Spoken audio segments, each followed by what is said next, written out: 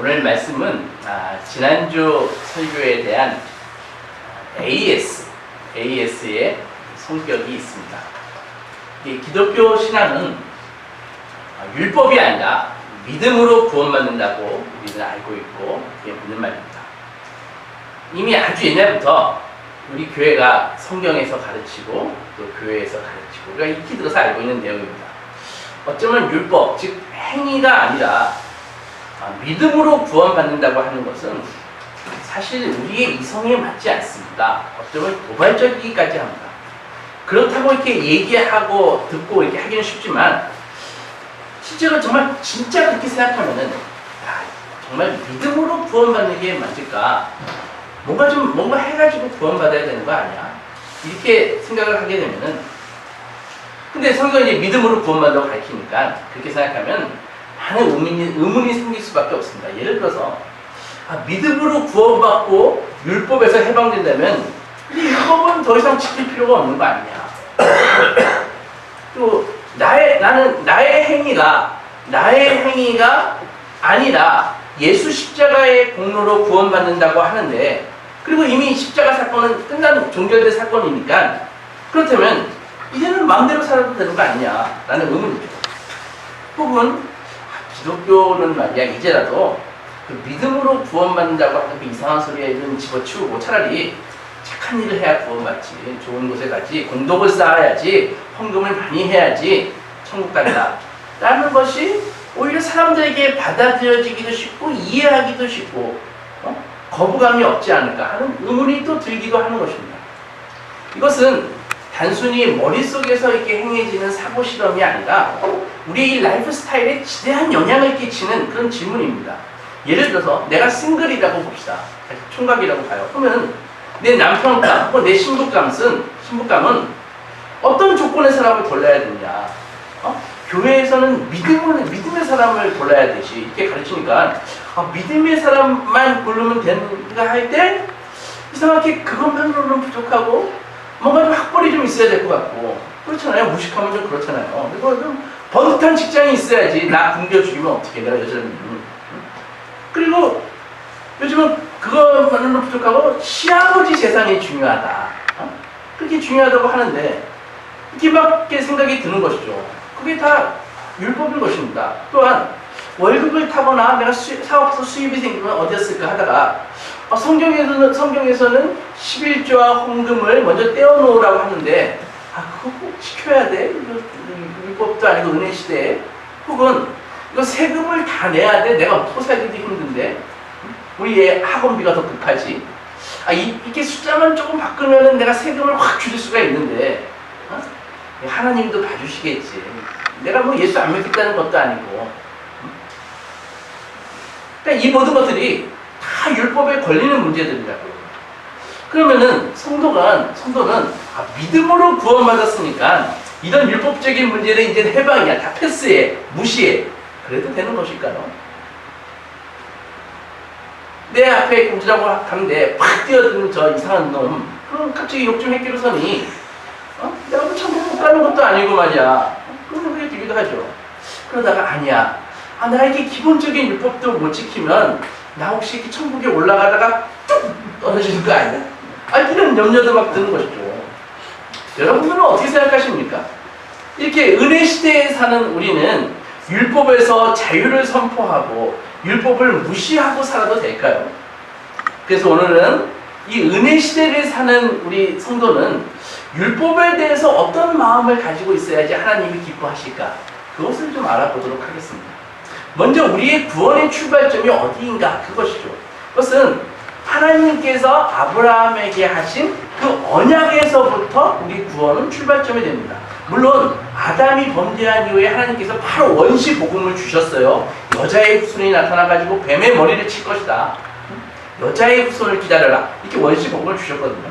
근데 구체적으로 이 민족, 백성 이런 개념으로 아브라함의 후손, 하나님의 백성 이렇게 하늘의 별처럼 바다의 모래처럼 주시겠다라고 하신 약속은 아브라함 때서부터라고요.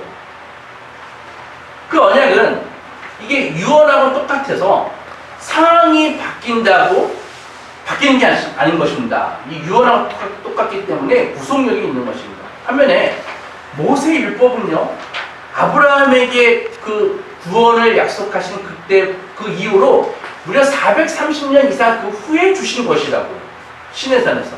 그러니까는 언약보다 율법이 더 새로운 법입니다. 그렇다면 언약은 옛날 법이고 율법은 새로운 법이니까 새로운 법, 율법이 언약을 파기하는 거냐?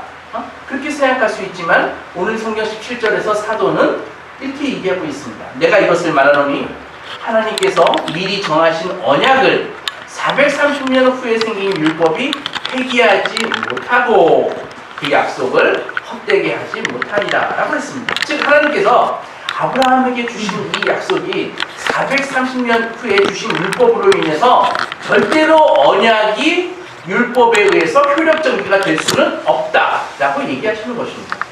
그럼 만약에 모세 율법이 구원의 길로 주어졌다면은 이것은 하나님의 생각이 바뀌었다는 얘기라고요. 그렇다면 만약에 그렇다면은 율법이라면은 이제 메시아도 필요 없고 이제는 언약이나 약속이 아니라 율법, 즉 우리의 행위에 근거해서 복을 주시고 구원해 주시겠다라는 말씀인데 이것은 아브라함에게 주셨던 언약을 파기하는 것을 의미한다는 것이죠. 이해하시겠습니까? 여러분, 제가 제 약속 때문에 무엇인가 여러분들에게 준다면 이것은 여러분들의 행위 때문에 받는 것이 아닙니다. 반대로 여러분의 행위 때문에 내가 뭔가를 준다면 이것은 내 약속 때문이 아닙니다. 행위 때문입니다. 이 율법, 즉 이 행위와 약속은 양립할 수 없다는 것이죠. 여러분들, 약속이 이루어지려면 어떻게 돼야 돼요? 그냥 믿기만 하면 됩니다. 만약에 우리가 예수 믿듯이 말입니다. 그러나 율법이 성취되려면 어떻게 해야 돼요? 율법을 믿어서만은 안 되고 그 율법을 지켜야 된다는 것이죠. 어린이날 제게 이메일이 왔습니다. 지어낸 얘기예요. 설명을 위해서. 진짜 아닙니다. 이메일 내용이 목사님, 저는 미국에 사는 빌 게이츠입니다. 평소 소망교회의 말씀을 듣고 은혜 많이 받았습니다. 교회 건축을 희망하신 걸로 알고 있는데 제가 1억 달러를 헌금하겠습니다. 제가 내일 그 돈을 가지고 월요일 12시에 수원역으로 갈 테니까 목사님께서 브라보콘 2개를 사가지고 만나시죠. 둘이서만요. 이렇게 왔습니다. 제가 어떻게 해야 될까요? 빌 게이츠? 마이크로소프트의 그 빌 게이츠? 나에게? 지금 장난해? 이거 보이스피싱가 아니야? 우리 마누라는 속아도 난 절대 안 속아 하고 안 나간다면은 그 돈을 받지 못하는 것입니다. 빌 게이츠가 진짜 올 건데. 이번에는 빌 게이츠가 소망교회 텃밭의 상추가 그렇게 맛있다고 하는데 매주 뜯어가지고 저에게 제 미국에 있는 사무실로 보내주시면 제가 1억 불을 대가로 지불하겠습니다. 참고로 가끔 빵도 만들어주시면 감사하겠습니다. 이렇게 했다고 칩시다. 이때는 돈을 받으려면 어떻게 해야 돼요? 우리는 상추를 뜯어가지고 보내야 되는 것이죠. 이것이 믿음과 율법의 차이입니다. 약속된 선물은 믿기만 하면 받을 수 있습니다. 저처럼 안 믿고 수원역에 안 나가면 못 받는 것이죠. 믿고 나가면 받는 것이죠. 그러나 율법은 반드시 대가를 치러야 됩니다. 상추를 뜯어가지고 보내야 되는 것이죠. 마찬가지로 모세의 율법이 구원의 수단이라면 아브라함에게 주신 그 약속은 유효기간이 지난 진짜 약속일 수가 없는 것이죠. 하나님은 아브라함에게 약속을 하시고는 그에게 보증을 주셨습니다. 약속을 주시고 그 보증까지 서주셨습니다. 창세기 15장에 보면 전에 성경 공부 시간에 좀 설명드렸는데 이런 얘기가 나옵니다. 하나님이 아브라함과 언약식을 거행합니다. 이랬거든요. 아브라함에게 하나님이 내가 너 자손을 하늘의 별처럼 자식이 하나도 없었을 때 하늘의 별처럼 땅의 모래처럼 많이 주겠다 하니까는 아브라함이 당돌하게 물었습니다. 하나님, 당신께서 나에게 놀라운 복을 약속하셨는데 내가 어떻게 믿을 수 있습니까? 이런 얘기를 했다고요, 아브라함이. 그때 하나님이 아브라함에게 이렇게 말씀했다고요. 15장 9절 보면은 너 우리 언약식을 거행하자. 그래서 동물을 좀 갖고 와. 3년 된 암소와 3년 된 암염소와 3년 된 수장과 산비둘기, 집비둘기 새끼를 가져와. 큰 동물서부터 작은 동물까지. 그 다음에 언약식을 하자 그러니까는 언약식을 하자 그러니까는 아브라함이 딱 알아듣습니까? 알아들었습니다. 왜냐하면은 그 당시에 하는 언약식 하는 방법이 있거든요. 그래서 갖고 온 암소를 반으로 잘라버립니다. 갖고 온 염소를 반으로 자르고 수양도 잘라버립니다. 새는 안 잘랐습니다. 그냥 죽이기만 했습니다. 그래가지고 딱 반으로 딱 갈라놓는 것이죠. 그러고 나가지고 이제 아브라함이 하나님이 나타나기를 기다리는데 밤이 돼도 안 나타나니까 아브라함이 꾸벅꾸벅 졸다가 비몽사몽간에 뭔가 봤습니다. 그때 활활 불타는 화로가 그 쪼갠 고기 사이로 확 지나갔습니다. 이게 그 당시에 고대 근동의 언약식을 하는 방편입니다. 만약에 너와 나라 약속을 하는데 만약에 너나 나 둘 중에 하나가 약속을 어기면은 이 쪼갠 고기처럼 그렇게 너의 몸을 갈라버릴 것이다. 그게 그 당시에 언약하는 방법이었다고요. 그런데 이 언약식에 보통 같으면 아브라함과 하나님이 언약식을 하니까 둘이 같이 손붙잡고 지나가는 게 그게 원칙이고 통상적인 거라고요. 그런데 하나님께서는 아브라함은 졸고 있고 비몽사몽간에 본 거 안 본 것처럼 보고 있고 하나님만 그 사이로 확 지나가셨다고요. 무슨 말입니까? 이 언약을 지키는 그 안정성이 아브라함에게 있지 않다는 얘기입니다. 오직 하나님에게만 달려있다라고 하신 하나님의 의지가 담겨있는 것입니다. 그분이 차라리 십자가에서 죽을지언정 아브라함과 그 후손에게 기필코 복을 줄 것이고 아브라함과 다윗의 그 한 자손을 통해서 온 세상에 복을 주시겠다는 이 절대로 어기지 않겠다고 하는 하나님의 약속입니다. 그 언약을 지키기 위해 우리 주 예수께서 인간으로 오셔서 십자가에서 죽으셨습니다. 이것이 언약입니다. 그 언약을 지키기 위해서 하나님께서는 당신의 아들의 목숨을 주신 것입니다. 그런데 하나님의 그 언약적인 약속에 인간의 행위를 섞는다? 있을 수가 없는 것이죠. 하나님은 절대 그렇게 안 하십니다. 최초 언약 때도 하나님은 아브라함과 언약을 맺었지만 아브라함이 쪼갠 고기 사이로 지나가게 하시지 않으셨어요. 하나님 홀로 그 약속을 지키기로 친히 보장하셨습니다.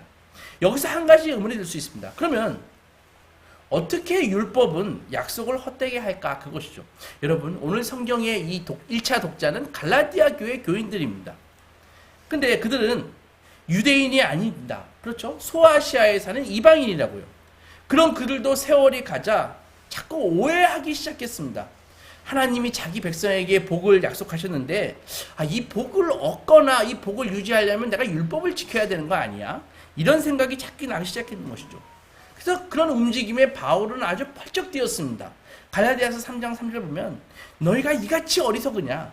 성령으로 시작하였다가 이제는 육체로 마치려 하느냐? 이렇게 얘기하거든요. 여러분, 값없이 은혜로 주신 약속은 계속 약속이어야지 그렇지 않으면 그건 약속이 아닙니다. 행위가 조금이라도 들어가 있는 순간 그 순간 값없이 주는 선물이 아닌 것이죠. 많은 성도들이 처음에 중생하고 그리스도인의 삶을 시작할 때에는 자아에서 벗어나서 예수께서 십자가에 못 박힌 것을 아주 밝게 봅니다. 그런데 시간이 지나면은 환경의 영향으로 믿음이 약해지고 죄도 짓고 순종하지도 않고 이렇게 살다 보면 이제는 자신의 육체, 즉 인간의 노력을 보게 됩니다. 희한하죠? 여러분, 우리가 믿음으로 서 있는데 신앙생활을 제대로 안 하면은 믿음이 보이는 것이 아니라 율법을 보게 된다는 것입니다. 그래서 율법의 정죄함을 계속 받게 되는 거예요. 믿음으로 분명히 우리는 자유로 출발했는데 신앙생활을 제대로 안 하면은 율법이 보인다니까요. 성령으로 시작했지만 자꾸 육체가 보이는 것입니다. 그렇게 하다가 어떻게 해요? 어설프게도 자기의 행위에 의지해서 이제는 하나님 앞에 자꾸 행위를 들이민다고요. 여기에 빠지면 어떻게 될까요? 불안합니다. 하나님께 받아들여졌는지 항상 불안하고 혹은 절망에 빠지거나 알량한 것 좀 가지고 알량한 것 좀 지키고 교만에 빠지게 되는 것입니다. 사도는 이런 가르침에 갈라디아 교인들이 빠지지 않기를 바랬습니다. 자기 자신으로부터 시각을 돌려서 예수 그리스도의 십자가를 보기를 원했습니다. 왜? 약속이 율법에 우선하니까. 우리의 출발점은 약속이니까. 복의 원천은 우리가 복받는 그 원천은 약속이지 율법이 아니니까. 이스라엘은 하나님의 약속에 의존해야 할 나라이고 우리 성도들도 마찬가지니까. 그래서 1절에서 외친 것입니다. 어리석도다 갈라디아 사람들아, 예수께서 십자가에 못 박히신 것이 너희 앞에 밝히 보이거늘 누가 너희를 꾀느냐. 그러면 하나님께서 율법을 주신 이유가 무엇일까요? 언약이 있는데 왜 율법을 주셨을까요? 19절 보면은 율법은 무엇이냐? 범법함으로 더하여진 것이라. 무슨 말입니까? 율법을 준 이유는 죄를 범했기 때문이다 라고 말씀입니다. 즉 율법을 우리에게 구원에 대해서 말해주는 것이 아니라 죄가 무엇인지 말해주기 위해서 주신 것이라는 것입니다. 율법의 주 목적은 우리의 문제를 보여주고 우리 자체의 그 해법이 없음을 입증하는 데 있습니다. 여러분, 모세만 율법을 받았을까요?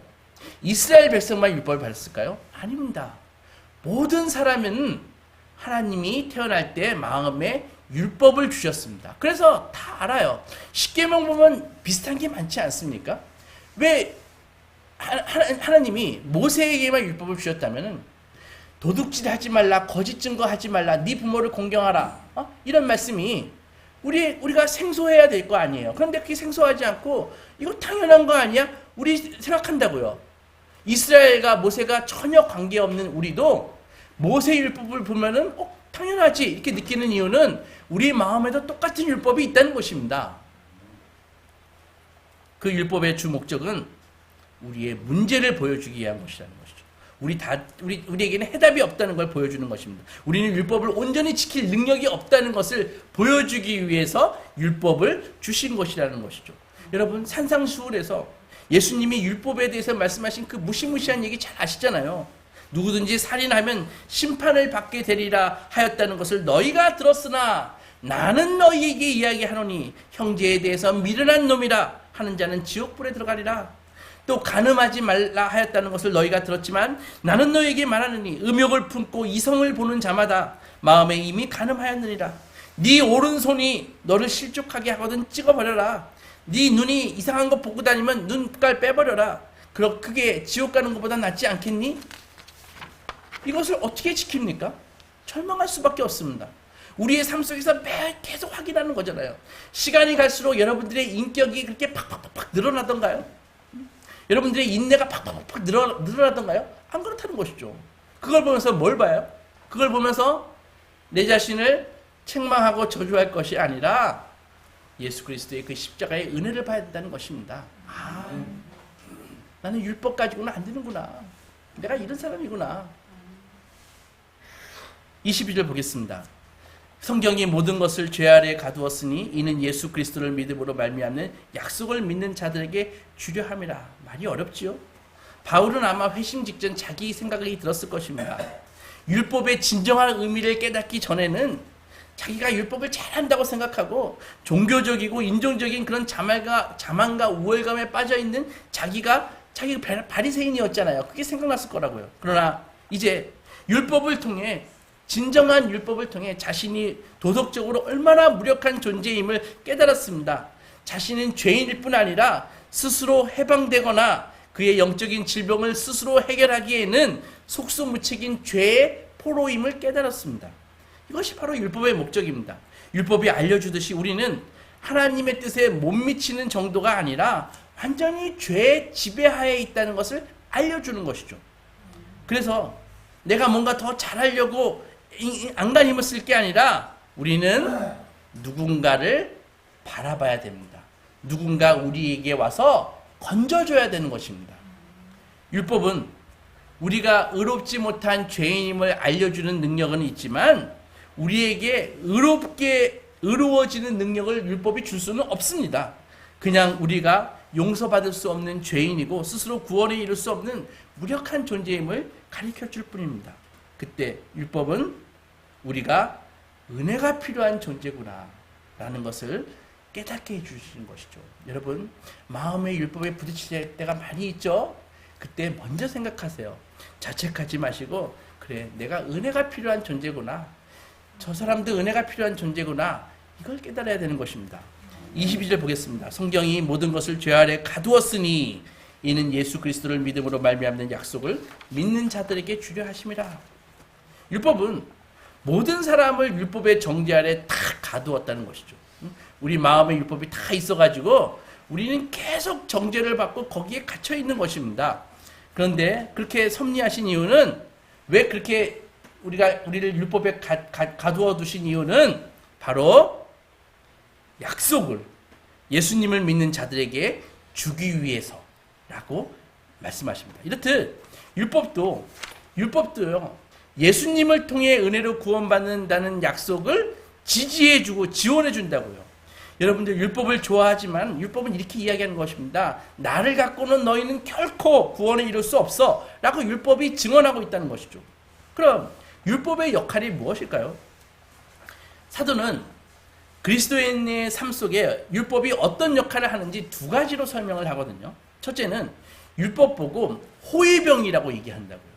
우리 23절 보면 믿음이 오기 전에는 우리는 율법 아래에 매인바되고 계시될 믿음의 때까지 갇혔느니라 이렇게 돼 있거든요. 이 갇혔느니라, 한글에는 갇혔느니라 라고 했는데 이 원어 헬라어 성경에 보면은 이게 뭐냐면은 호위병을 통해 보호를 받는다 그렇게 적혀 있다고요.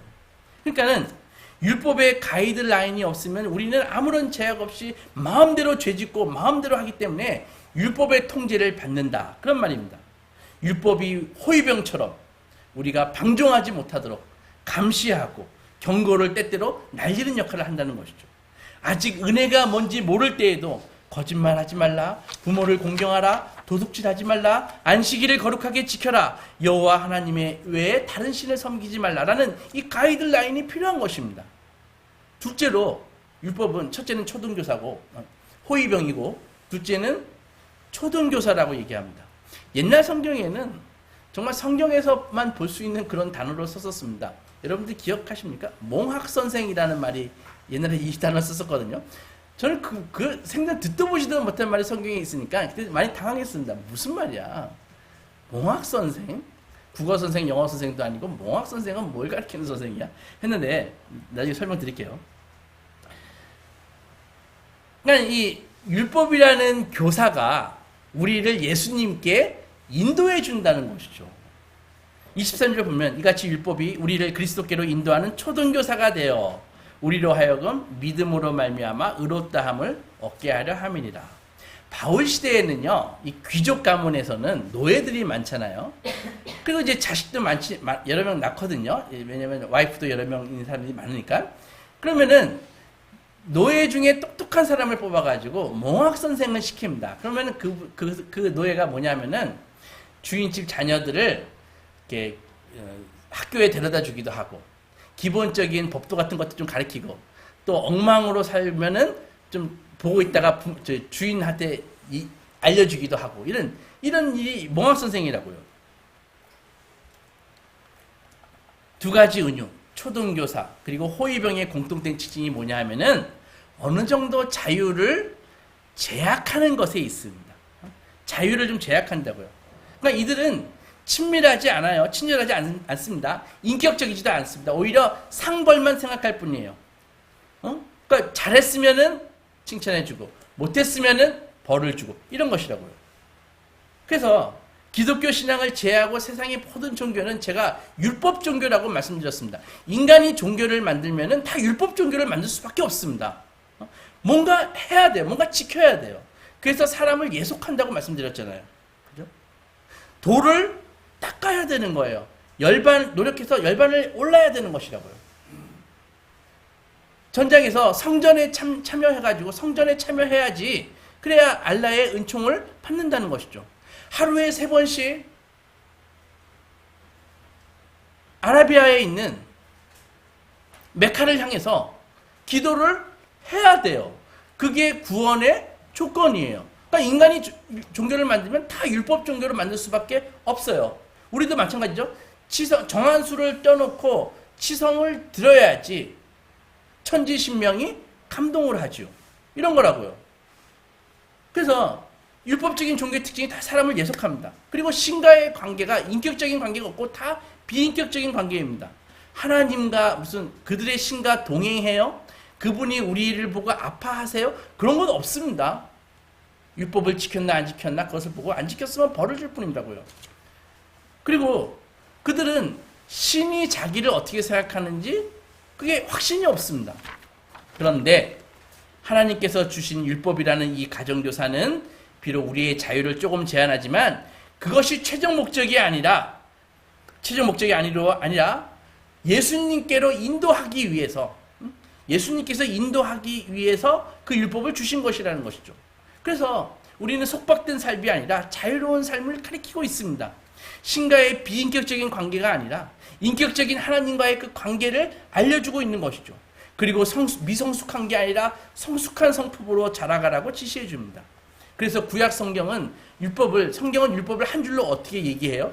신명기 6장에서 너희는 이스라엘아 들으라 쉐마 이스라엘 우리는 하나님 여호와는 오직 유일한 여호와시니 너희는 마음을 다하고 뜻을 다하고 힘을 다하여 주 너희의 하나님을 사랑하라. 이것이 율법의 첫째 되는 계명이고 둘째도 이와 같으니 내 이웃을 내 몸과 같이 사랑하라. 그러니까 그 많은 율법을 요약하니까 딱 이 두 줄로 요약을 해서 알려주는 것이죠. 사랑해라. 하나님을 사랑해라. 그 어떤 것보다도 네 마음을 다해서 사랑해라. 그러면 율법 지킨 것이다. 이렇게 알려주는 것입니다. 그래서 율법을 들으면 들을수록 율법을 지키려 하면 할수록 마음에 확실하게 깨닫는 게 있습니다. 그게 뭐냐 하면은 바로 이 하나님 우리를 구원하는 의로움과 능력, 하나님을 향한 사랑은 결코 우리 힘으로 만들어낼 수가 없구나라는 것을 깨닫게 된다고요. 그래서 율법을 알면 알수록 은혜로 말미암는 구원이 우리에게 꼭 필요함을 절감하게 됩니다. 하나님은 아브라함에게 약속을 주셨습니다.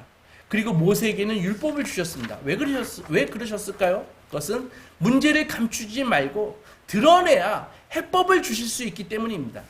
율법은 죄를 드러내고 유발하고 정죄했습니다. 이렇게 율법의 목적은 인간이 쓰고 있는 가면을 확 벗겨버려서 그 안에 실상을 드러내는 데 있습니다. 인간은 죄성과 반항심에 물든 죄인이고 하나님의 심판 아래에 놓여 구원할 능력이 없다는 것을 율법은 철저하게 깨닫게 줍니다. 여러분, 하나님께서 부여하신 이 율법은, 이 기능은 지금도 계속되어야 합니다. 이 시대의 악함이 뭐예요? 죄를 죄로 여기지 않습니다. 그죠? 교회도 타협해가지고요. 세상이 싫어한다고, 사람들이 기분 나빠한다는 이유로 성경에서 죄로 규정하고 있는 죄를 죄라고 얘기하지 않습니다. 심지어 교회가 용납하기도 합니다. 아, 그래, 그거 성경에 뭐 죄라고 써 있는 것 같은데, 그거 교회가 그냥 용납해 줄게. 시대가 바뀌었잖아. 이런 식으로. 이게 다 하나님의 계획을 거스르는 일이라고요. 잊지 마십시오. 그 누구도 먼저 율법을 통해서 자기의 실상을 보지 않고 복음의 진가를 깨닫는 사람은 없습니다. 깜깜한 밤하늘에, 그 깜깜한 밤하늘에 별이 보이듯이 그리스도의 복음도 어두운 죄와 심판을 배경으로 할 때만 빛을 발하는 법입니다. 처음 신앙생활을 할 때 보면 종교적으로 행실을 고치고 의무를 다하고 살려고 합니다. 예수님께 삶을 바치고 마음의 그분을 영접합니다. 그러나 많은 경우에 그것은 더 종교적이 되고 더 착해지려는 노력에 불과합니다. 무엇인가 해서 내가 뭔가 해서 하나님께 복과 은총을 얻어내야지 그렇게 생각한다는 것이죠. 이때는 대개 어린아이처럼 감정의 기복도 심합니다. 헌신하면 기분이 좋고 하나님께 약속을 지키지 못하면 낙심을 합니다. 이 상태를 바울은 초등교사 아래에 있는 어린아이와 같다라고 표현한 것입니다. 복음 쪽으로 이렇게 가고 있지만 아직 복음에 도달하지 못한 상태입니다. 23절에서 말하는 믿음의 때까지 갇혀 있는 것이죠. 25절을 보겠습니다. 믿음이 온 후로는 우리가 초등교사 아래에 있지 아니하도다. 율법을 지켜 하나님께 인정받으려 하면 할수록 오히려 깨닫는 사실은 율법으로는 하나님께 인정받을 수 없다는 걸 깨닫습니다. 이 사실을 깨닫고 예수를 구주로 삼아야 비로소 우리는 율법이 우리에게 가르치렸던 목적을 이룬 것입니다.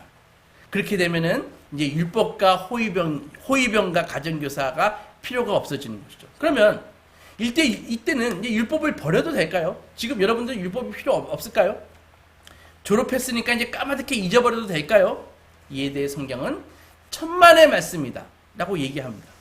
여러분, 우리 초등학교 때 가서 더하기, 빼기, 곱하기, 나누기를 배웠습니다. 그죠? 쓰레기를 함부로 버리면 안 된다는 것도 배웠습니다. 친구의 것을 훔쳐서도 안 되고 친구를 때려서도 안 된다고 배웠습니다. 그러면 중학교에 가면은 더하기, 빼기, 곱하기, 나누기 그거 다 잊어버려도 됩니까? 중학교에 가면 친구의 것을 훔쳐도 되나요? 그랬다가는 중학교에 가서 공부를 제대로 할 수 없을 뿐만이 아니라 그 이후의 인생 자체가 힘들어집니다. 마찬가지입니다. 어릴 때 우리가 부모로부터 받은 가치관은 장성에서도 그것이 내면화가 되어서 이미 우리의 세계관을 형성하는 것입니다. 율법이 아닌 믿음으로 구원받는다고 하는 말은 하나님이 주신 율법의 가치관을 무시한다는 것이 아니라 율법을 더는 구원의 길로 보지 않는다는 의미입니다. 율법은 두려움을 이용해 억지로 순종을 강요하지 않습니다. 여러분, 사랑하는 소망교회 성도 여러분, 오늘은 하나님이 주신 말씀에 대해서 생각했습니다. 율법으로 구원을 받을 수는 없지만 성도는 여전히 율법에 순종해야 됩니다. 우리가 율법을 순종하는 이유는 하나님께 거부당할까봐 두려워서도 아니고 율법을 지켜서 구원을 얻겠다는 것도 아닙니다. 그러나 율법이 아닌 약속에게서 난 구원을 받아들이면 우리 마음이 감사로 충만해져서, 복음을 통해서 구원받은 성도라면 마음이 감사로 충만해져서 어떻게든 주님을 기쁘시게 하고 그분을 닮고 싶어집니다. 이것은 구원받은 그리스도인이라면 예외 없이 공통적으로 나타나는 특징입니다. 구원받은 그리스도인이라면 예외 없이 하나님을 사랑하고 싶고 예수님을 닮고 싶고 교회를 사랑하고 싶어집니다. 어떻게 사랑합니까? 바로 그 사랑하는 방법이 율법에 순종하는 것이라는 것이죠. 율법이 구원의 방편은 아닙니다. 그러나 이미 구원받은 백성이 하나님을 사랑하고 감사하는 마음으로 율법을 바라보면 이전에 혹시 율법을 지켜서 구원이나 받아볼까? 나는 그때보다 율법을 더 잘 지키게 됩니다. 왜 그렇습니까? 복음이 있기 때문입니다. 복음이 없이 율법을 보면은 율법을 지키더라도 율법이 싫어집니다. 율법이 부담스러워집니다. 그때는 율법을 그냥 이용할 뿐 참으로 사랑할 수가 없습니다. 그러나 구원받기 위해서가 아니라 구원받았기 때문에 율법에 순종한다면 이제는 율법이 하나님을 사랑하는 방편이 된다는 것이죠. 갈라디아서 2장 19절을 보면 내가 율법으로 말미암아 율법에 대하여 죽었나니 이는 하나님에 대하여 살려 함이라. 율법에 대하여 죽었나니라는 것은 내가 율법에 복종하나니, 내가 율법에 대해서 복종하는 이유는 하나님에 대해서 살기 위해서, 하나님을 사랑하기 위해서라는 것입니다. 약속에서 난 구원을 깨달으면 하나님께 순종하되 더는 자신을 위하여 하지 않습니다. 율법을 이용해서 하나님께 뭔가 얻어내려고 하지도 않습니다. 반대로 우리는 하나님을 위하여 그분께 순종합니다. 율법을 지키기 원하시는 하나님을 기쁘시게 하고 즐겁게 해드립니다. 오해하지 마십시오. 율법을 폄하하지 마십시오. 율법과 은혜는 원수가 아니라 서로 좋은 친구입니다. 협력관계입니다. 율법은 우리가 눈으로 볼 수 있는 믿음입니다. 믿음을 눈으로 볼 수는 없잖아요. 많은 사람들이 하나님의 사랑, 하나님의 용서를 원합니다. 그러나 정작 자신의 죄의 심각성은 깨닫지 않습니다. 자신들의 삶과 마음에 대한 율법의 그 칼날 같은 분석을 억지로 외면합니다. 그 결과 외식에 빠지거나 아니면 아무 능력이 없는 껍데기만 있는 믿음 생활을 하게 되는 것입니다. 우리의 죄성이 얼마나 뿌리 깊은지를 모른다면 예수님의 구원의 메시지는 결코 감격적이지도 않고 해방도 갖고 오지 않습니다. 우리가 갚아야 할 빚이 얼마나 큰지 모른다면 예수께서 십자가에서 치르신 그 대가가 얼마나 큰지도 모르는 것입니다. 자신이 별로 악하지 않다고 생각하면 은혜도 우리를 변화시킬 수가 없습니다. 율법은 우리의 이런 실상을 보여주고 결국 그리스도께로 인도하는 좋은 선생이라는 것이죠. 여러분, 율법을 힘써 지키십시오. 구원을 위해서가 아니라 우리의 실상을 바라보고 하나님을 기쁘시게 하기 위해서 율법을 지키십시오. 율법을 지킴으로 남에게 보여주기 위한 것이 아니라 스스로 자신의 믿음이 살아있음을 확인하기 위해서 율법을 지키십시오. 이럴 때 우리의 의가 바리새인과 서기관보다 못하지 않을 것입니다. 그리고 율법의 그 축복이 우리를 천국까지 안전하게 인도할 것입니다.